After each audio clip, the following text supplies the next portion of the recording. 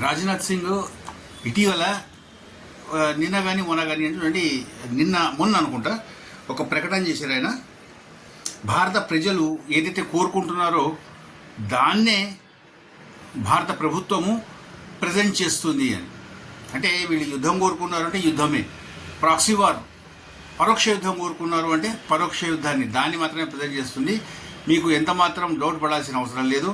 మోదీ ఒకసారి నిర్ణయం తీసుకున్నారు అంటే అది ఎంత కఠినంగా దాన్ని ఆమె ఇంప్లిమెంట్ చేస్తారో మీ అందరికీ తెలుసు అని ఆయన ప్రకటించారు.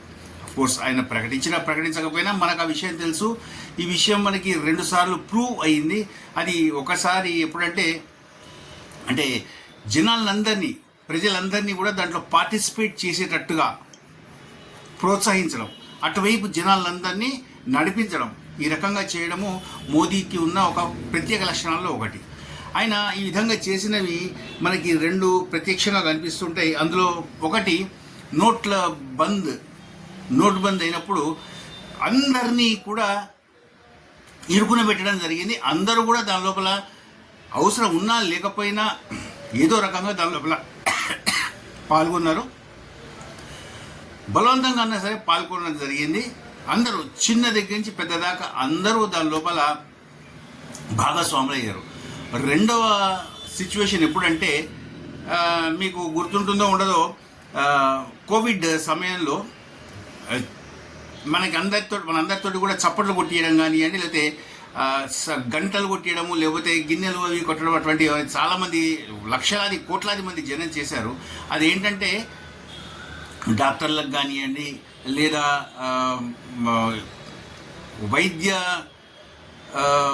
వైద్యానికి సంబంధించిన ఎవరైతే నిపుణులు ఉన్నారో, పారామెడికల్ స్టాఫ్ ఎవరైతే ఉన్నారో వాళ్ళందరికీ సంఘీభావం తెలుపుతూ మనందరినీ కూడా అలా యాక్ట్ చేయమన్నారు.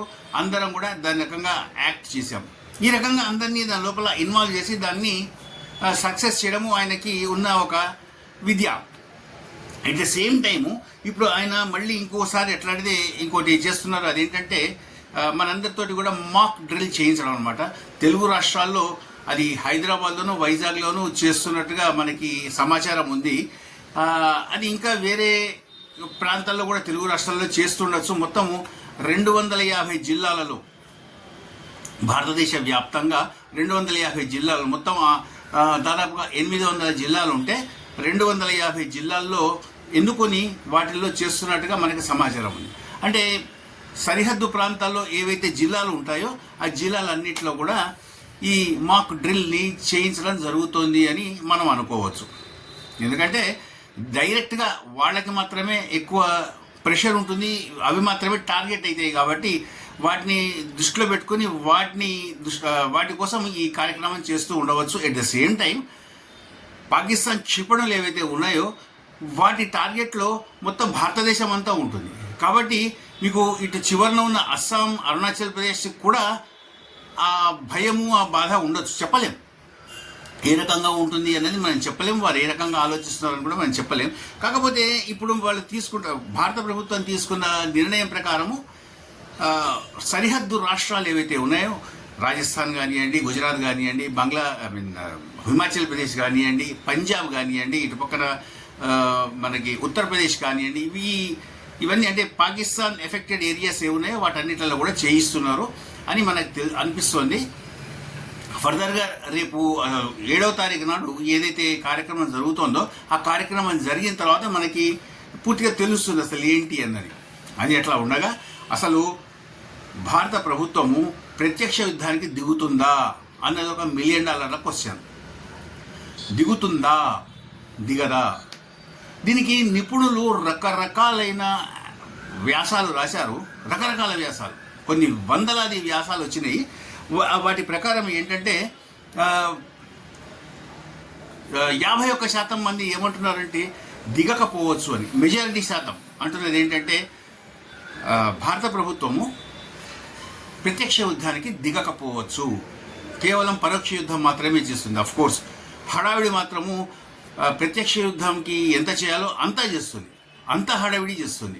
ఇప్పుడు ఈ ప్రాక్సీ వార్ కానివ్వండి, లేకపోతే సైన్యాధిపతుల్ని లేకపోతే అజిత్ దోవల్ని కానివ్వండి వీళ్ళందరినీ పిలిచి మీటింగ్స్, రకరకాల మీటింగ్స్, తెల్లవారు కానివ్వండి, తెల్లవారు గట్ల కానివ్వండి, మధ్యాహ్నం కానీ రకరకాల మీటింగ్స్, రోజు విడిచి రోజు టగటగ మీటింగ్స్ పెట్టడం, హడావిడి చేయడం, ఇవన్నీ చేస్తూ ఉంటే అవతల వాళ్ళ గుండెల్లో, శత్రువు గుండెల్లో విమానాల మూత మోగడం, రైళ్లు పరిగెత్తడము, దానికి ఎన్ని మన చెడ్డస్లో ఎన్ని చెప్పబడతాయి అన్నీ చెప్పచ్చు.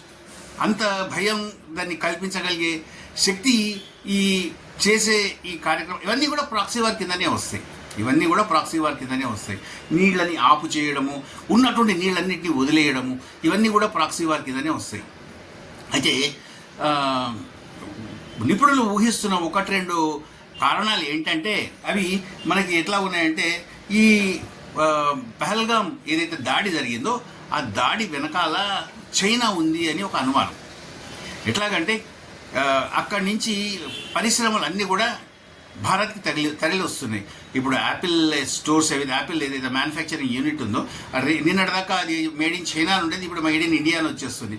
ఇండియాకి దాదాపుగా అది షిఫ్ట్ అయిపోయింది.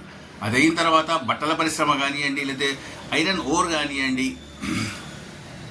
మెడిసిన్ మ్యానుఫ్యాక్చరింగ్ కానివ్వండి, చిప్స్ మ్యానుఫ్యాక్చరింగ్ కానివ్వండి, ఇవన్నీ కూడా మీకు హిమాచల్ ప్రదేశ్, ఉత్తరప్రదేశ్, హైదరాబాద్, తెలంగాణ, తర్వాత తమిళనాడు, ఈ ప్రాంతాల్లో రకరకాల ప్రదేశాల్లో అవన్నీ కూడా స్టార్ట్ అవుతున్నాయి అన్నమాట. అవన్నీ స్టార్ట్ అవుతుంటే ఇక్కడ మనకి ఉద్యోగ అవకాశాలు, ఉపాధి వ్యవహారాలు అన్నీ పెరుగుతూ ఉంటాయి. చైనాలో తగ్గుతూ ఉంటాయి. అఫ్కోర్స్ చైనా పరిస్థితి వేరే, అని చాలా ముందర ఉంది, దాన్ని తీసి పక్కకి పెట్టండి, మెల్లిగా దాని ప్రభావం తగ్గుతూ వస్తుంది.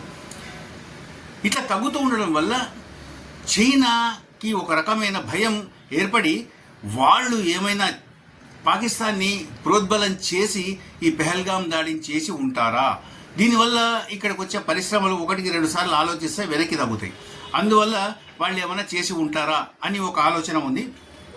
అది అయిపోయిన తర్వాత ఇంకోటి, భారత్ తనంతట తానుగా, ఇది రెండో కారణం అనుకుంటున్నారు, భారత్ తనంతట తానుగా ఇజ్రాయెల్కి, తర్వాత రష్యాకి, యుఎన్ఓలో ఎన్ నెంబర్ ఆఫ్ టైమ్స్ చెప్పిందనమాట, ఇది ప్రత్యక్ష యుద్ధం చేసే సమయం కాదు, చేస్తే మొత్తం ప్రపంచమంతా సర్వనాశనం అవుతుంది, ఈ టైంలో ప్రత్యక్ష యుద్ధం అనేది చేయడం అసలు తగదు, ప్రత్యక్ష యుద్ధము ఇప్పుడున్న పరిస్థితులకు పనికిరాదు, శాంతియుతంగా ఉండాలి అని ఎన్నోసార్లు వీటికి చెప్పడం, ఇక్కడ ఈ ప్రత్యేక ప్రదేశాల్లో చెప్పడం జరిగింది. అట్లా చెప్పిన భారత్ ఇప్పుడు ప్రత్యక్ష యుద్ధం చేస్తే ఎలాగా అనేది ఒక $1 మిలియన్ క్వశ్చన్ అవుతుంది. ఇంకొకటి, భారతదేశము ప్రస్తుతము 5 నుండి 4, 4 నుండి 3 తన ఆర్థిక శక్తి పెంపొందించుకుంటోంది, తన ఆర్థిక శక్తి అద్భుతంగా పెంపొందింపబడుతోంది. ఇటువంటి టైంలో అది ఇట్లాంటి యుద్ధాలకు దిగితే అది 3 నుంచి మళ్ళీ 4, 4 నుంచి 5 వెనక్కి వెళ్ళే ఛాన్సెస్ లేవా? తప్పకుండా ఉన్నాయి. ఎన్నాళ్ళు సాగుతుందో యుద్ధం అనుకుంటుంది. రష్యా అట్లాగే అనుకుంది, ఇజ్రాయెల్ అట్లాగే ఉంది, 4 రోజుల్లో, వారం రోజుల్లో ఖతం చేసేద్దాము అనుకుంది. కానీ చూడండి, అది ఒక్కొక్కటి 2 సంవత్సరాలు యుద్ధం చేశాయి. అదే పరిస్థితి ఒకవేళ పాకిస్తాన్కి భారత్కి ఎదురైతే పాకిస్తాన్ వల్ల అదొక పెద్ద ప్రమాద సూచిక కదా, అందుకని చెప్పి అది యుద్ధానికి వెళ్ళకపోవచ్చు అని ఒక కారణం. తర్వాత ఇంకొకటి, విశ్వగురు పాత్రని, పెద్దన్న పాత్రని ప్రస్తుతము భారత్ ప్రపంచానికి వ్యవహరిస్తోంది. అంటే మనకి యోగా కానివ్వండి, లేకపోతే రకరకాల ఆయుర్వేదం కానివ్వండి, ఇటువంటివన్నీ కూడా ప్రపంచానికి పరిచయం చేసి, తర్వాత మంచిని, పాజిటివ్ థింకింగ్ని, పాజిటివ్నెస్ని మొత్తం అంతా ప్రపంచవ్యాప్తంగా స్ప్రెడ్ చేస్తూ, ఇటువంటి టైంలో భారత్ ఈ రకంగా యుద్ధం అనేది మొదలు పెడితే ప్రపంచంలోకి ఏ సందేశం వెళ్తుంది? తప్పు కదా. అందుకని చెప్పేసి యుద్ధం చేసే పరిస్థితులు చాలా తక్కువ అని ఒక అంచనా వేస్తున్నారు. తర్వాత చివరిగా వేసే అంచనా ఇంకొకటి ఏంటంటే, చివరిగా కాదు, లాస్ట్ బట్ వన్ అనుకోండి, చివరిగా వేసే లాస్ట్ బట్ వన్ వేసే అంచనా ఏంటి అంటే, ఒకవేళ పాకిస్తాన్తో మనం యుద్ధం అంటూ మొదలు పెడితే వెనక నుంచి చైనా, బంగ్లాదేశ్ భారత్ పైన దాడికి వస్తే 2 వైపుల నుంచి భారత్ ఇన్ని యుద్ధాలని ఒకే రకంగా, ఒకే టైప్లో చేయగలదా? చేసే నష్టాలేంటి, లాభాలేంటి, ఏ రకంగా చేయగలుగుతుంది, ఎన్నాళ్ళు చేయగలుగుతుంది, ఇటువంటి ఆలోచనలు కూడా కలుగుతున్నాయి. ఇవన్నీ కూడా మనకి ఎంతవరకు సాధ్యము, ఎంతవరకు అసాధ్యము అని చెప్పి ఆలోచన భారత ప్రభుత్వం చేస్తోంది అని నిపుణుల ఒక అంచనా. పాకిస్తాన్ ఈ యొక్క యుద్ధాన్ని ఒకరోజు అని మొదలుపెట్టి 2 రోజులు అని మొదలుపెట్టి అది సంవత్సరము, 2 సంవత్సరాలు, 3 సంవత్సరాలు కొనసాగించుకుంటూ వెళ్తే భారత్ పరిస్థితి ఏంటి? ప్రస్తుతము పాకిస్తాన్ యొక్క పరిస్థితి చాలా దయనీయంగా ఉంది. ఆర్థికంగా కానీ, లేకపోతే సామాజికంగా కానీ, లేకపోతే సొసైటీ ఏ రకంగా కానీ అంటే చాలా అన్యాయంగా ఉంది. దాని దగ్గర డబ్బులు ఎంత మాత్రం లేవు.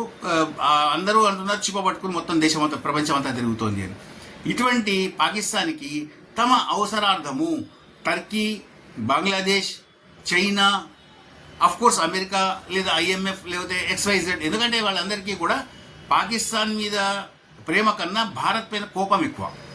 భారత్ని ఏ రకంగానైనా అణిచేయాలి అన్న కోపం ఎక్కువ ఉంటుంది. వాళ్ళందరూ పాకిస్తాన్కి సహాయం చేయడం మొదలు పెడితే భారత్ పరిస్థితి ఏంటి? ఆ యుద్ధం కొనసాగుతూ ఉంటుంది. వాళ్ళది ఏం పోయిందండి పాకిస్తాన్కి? వాళ్ళు శుభ్రంగా వాళ్ళ కంచి వచ్చిన డబ్బంతా తీసుకుంటారు. వాళ్ళకి కావాల్సిన పిజ్జా హట్ కానివ్వండి, ఇంకో పిజ్జా కానివ్వండి, విదేశాల్లో ఎస్టాబ్లిష్ చేసుకుంటారు. సైనికాధికారులు వాళ్ళు రిటైర్ అయిపోతారు, విదేశాలకు వెళ్ళిపోతారు. అది అందరికీ తెలిసిందే. ఒక్క సైన్యాధికారి కూడా పాకిస్తాన్లో సెటిల్ అయిన వాడు ఉన్నాడు. అందరూ విదేశాలకు వెళ్ళిపోయేవాడు. ఆ రకంగా జరిగితే భారత్ పరిస్థితి ఏంటి? ఇవన్నీ దృష్టిలో పెట్టుకొని ప్రాక్సీ వార్, పరోక్ష యుద్ధాన్ని మాత్రమే భారత్ ప్రోత్సహిస్తోంది అని అనుమానము అందరూ వ్యక్తం చేస్తున్నారు. ఇది ఎంతవరకు సాధ్యము, ఎంతవరకు అసాధ్యము అన్నది మనకి 1-2 రోజుల్లో తెలిసిపోతుంది. శుభం భూయాత్.